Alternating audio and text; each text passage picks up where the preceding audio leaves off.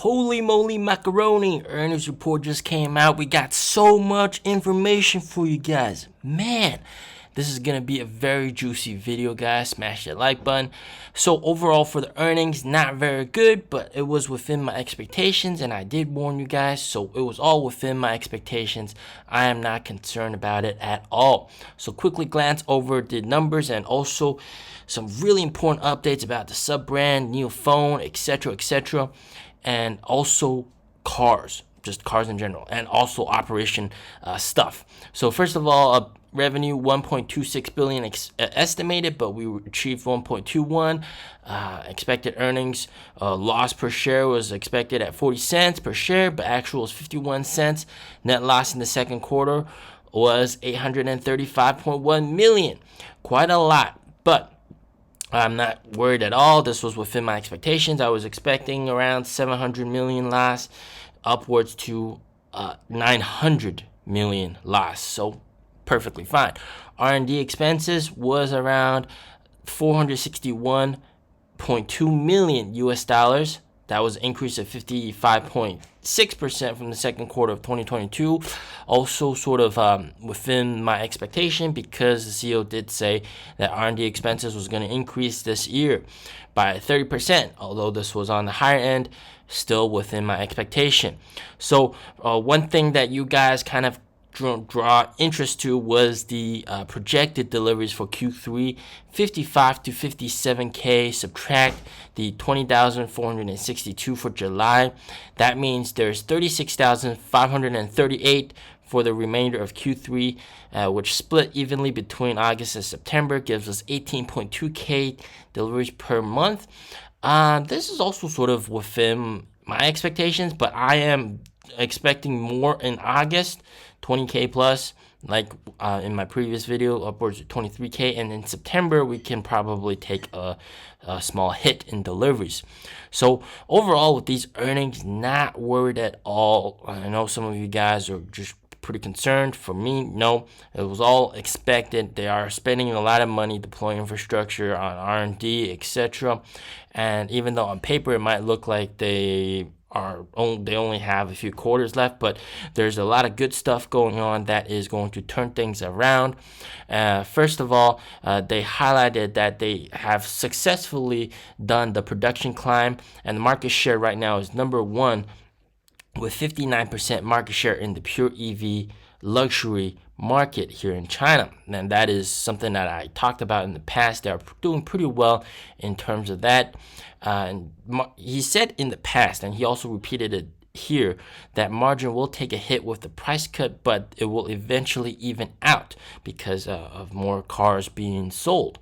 So vehicle margins will probably stay around that level. I'm pretty happy that we did not go negative. So this is a pretty upside look. And also he said that in September they're going to launch the EC6, of course. We all know that. And then 8 products will be fully out, and NOP plus usage is over 100k plus.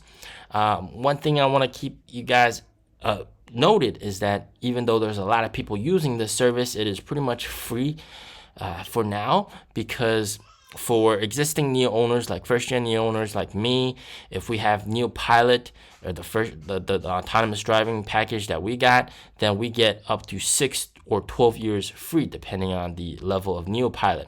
And then people that bought the NT 2.0 car before June, they get 2 years, and people that buy the NT 2.0 cars now, they get 1 year of free NOP plus. So right now, people are using it, yes, but it's free. We're not gonna see any revenue from that kick in until like maybe next year, this time next year.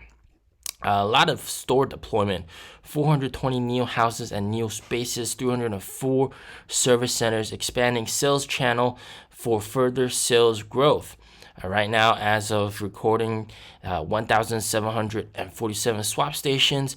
They have done a total 27 million swaps. Very impressive. 7,900 total fast chargers, 9,700 destination chargers. And destination chargers, I want to clear this up for you guys. Swap stations and fast chargers are, swap stations are owned by NIO. Fast chargers, you can get franchisees to invest, but mostly they're owned by NIO.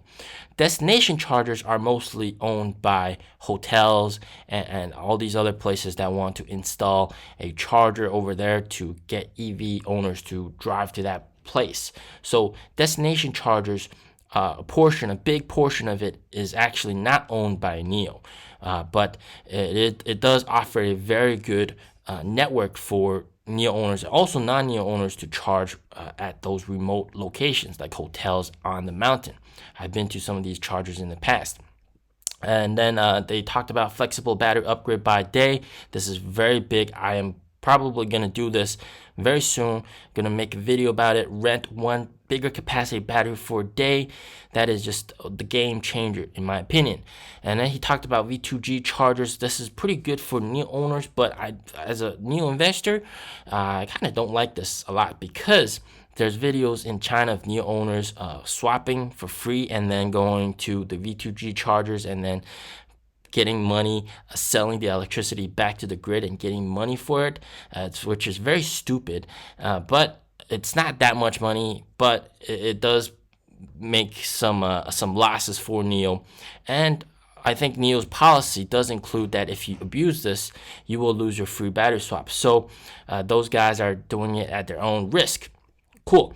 Moving on. But those chargers are indeed very, very important in my opinion for especially for businesses that need the extra power. Right now, he talked about there's very intense competition and they are prepared for the price war and steadily increasing sales and refining production cost. They say that they are prepared for the price war. However, I think they might have to cut more prices, cut prices more and do more heavy discounts, which they are already doing right now. We'll have to see how that plays out. But right now, the emphasis is on hiring more sales, like we've talked about in the past. They hired a lot of BMW sales as well, attracting sales personnel from other companies and luxury automobile companies, especially with their high bonuses. In June, they talked about how they realized that the sales power wasn't enough, and BMW and Mercedes had about 6 to 7 times more sales staff than NIO. And they realized that they cannot fulfill the 7 to 8 vehicle sales needs. So many vehicles, they have so many technical aspects of the car. So, and also when I went to some of the stores and talked to some of the newer sales reps, they tell me the hardest thing for them is memorizing specs of each car, because all these cars are so similar, but they're also very different in different aspects. It's very important to be able to memorize the dimensions, the acceleration, the power output, all this kind of stuff. So that's why they're emphasizing on improving the number of sales reps. They're aiming for 30K sales a month. We talked about this already. You guys have the heads up. And they believe that they have that capability by the end of September and achievable in October. We talked about this as well. Very cool. We also talked about how the last wave of free battery swap orders have pretty much accelerated deliveries for July and August. We also talked about this. So he talked about how it needs time for recovery of the orders, and also August orders are a bit lower than July. However, he talked about how test drives are at an all-time high in terms of test drives, 10K test drives a day on weekends, which is achieved via store expansion, according to the CEO. That's very nice. And they're building a lot of stores. And you saw my videos about new stores opening. Very nice. So they want to target to consistently stay above 20K deliveries, and the core driver of this will of course be the 5566, ET5, ET5T, ES6, and EC6 that's going to be launched very soon, and they expect this to deliver around 15K to 20K consistently per month. They think that deliveries will peak 1 to 2 years later, like the first gen ES6 launched in 2019 and then peaked in 2021 in terms of deliveries. However, they did not mention, and this is what my opinion is, all right? My opinion is that the peak is driven by the hype from NT 2.0 launch. when the ET7 was launched with all the LiDAR, cool tech, and Orin X chips. Everybody was interested, news headlines everywhere. People wanted to research on this brand, and they realized, oh, this car is coming out later, but right now we can buy the ES6. This is a very good brand with good future. We're going to buy the ES6, and that really boosted deliveries forward. So I think they might employ a similar strategy this year, and we'll talk a little bit more about that later. And he talked about sales and production at lower level and more promotions, lowered margins, but they do hope and expect Q3 to have double-digit margins, and they think that they already digested the impact of price reduction, and then they aim for 15% margins by Q4. So one thing they talked about is how they have very good R&D effectiveness in this year so far. This quarter, they've pretty much launched 5 products with 1 upgraded product, and they talked about how it can satisfy about 80% of customer needs. And one of the core strategies that the NIO manager told me is that NIO is pretty much employing a strategy where they have the same car but different shells. So if you look at the 5566 cars, they all have the same motors, pretty much the same autonomous driving tech, and it's just a different outside look, outside design. So that's the way they're going to go forward. And if you look at the 777 and also the ES8, they all have the same motors as well. So it's pretty much the same core stuff, same guts, but different skin. If you want to think about it that way. And they talked about they need to improve marketing activities, which is a very good thing that they noticed. They were asked a question about how they're going to reduce capital expenditure. He did not clarify that, but from my perspective, and I can tell you here in Beijing as a NIO owner, they have closed down several non-performing service centers, and that is of course to try to cut costs, but also they are not holding back on storefronts and swap stations. So they're dedicating more money towards stores and swap stations and reducing costs elsewhere. And then one big news that they talked about is that there will be no new car for the NIO brand next year in 2024. So not saying that they're not going to launch a new car this year, but even if they do launch a car this year, it's not going to be delivered in 2024. But they will have upgrades and mass market brand to launch in Q4 of next year, and the sub-brand already has the first car ready and done. The second car is in development and on its way. I feel like launching at Q4 next year is kind of late. I really wish that they really push that forward, so that because we really need that sub-brand right now. And then the possible NT 3.0 launch this year's at NIO Day potentially, and that would boost hype into NIO again, just like how the NT 2.0 launch really boosted hype for NT 1.0 products and just boosted deliveries off the roof. So this might also work in the same way, NT 3.0 hype, and then that's going to boost deliveries for NT 2.0 cars. And then he talked about NIO Phone. It's aimed for improving competitiveness of their cars. Since the software matches both uses Android and also Qualcomm chips, it is slated to launch late September this year. So that's going to be coming very, very soon. I'll probably have my hands on it very soon as well. And he talked about how NIO has realized that they have plenty of service and community staff, but not a lot of sales staff, and they want to increase penetration into lower tier cities and power swap stations there as well, and investment is important.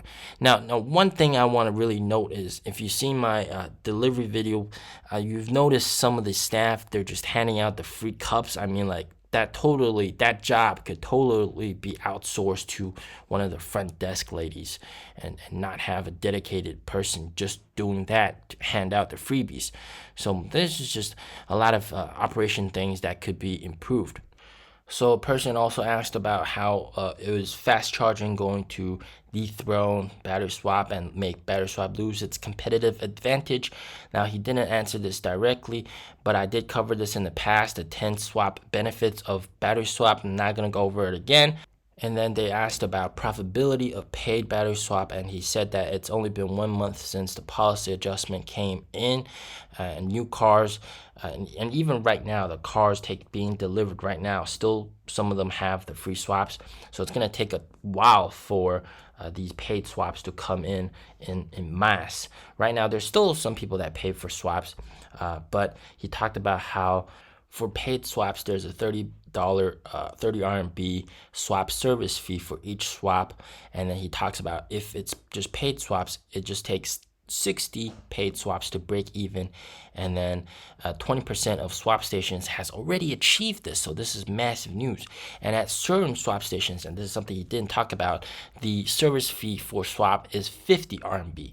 So that's actually going to help potentially boost margins even further. So as more NIO owners take delivery of the car without free swap, that's going to really boost the profitability of battery swap. Lastly, he talked about NT 3.0 will bring revolutionary performance, mass margin improvement based on core product efficiencies, and new ownership experience. He didn't elaborate more on any of these, but of course you don't want to give away too much, and NT 3.0 might be launched at the end of this year for delivery in 2025. That's also lines up with how he said there's no new cars being delivered in 2024. So that could be what they're doing. Once again, guys, very juicy report. Hope you guys like this video. Subscribe, hit the bell. See you in the next one. Peace out.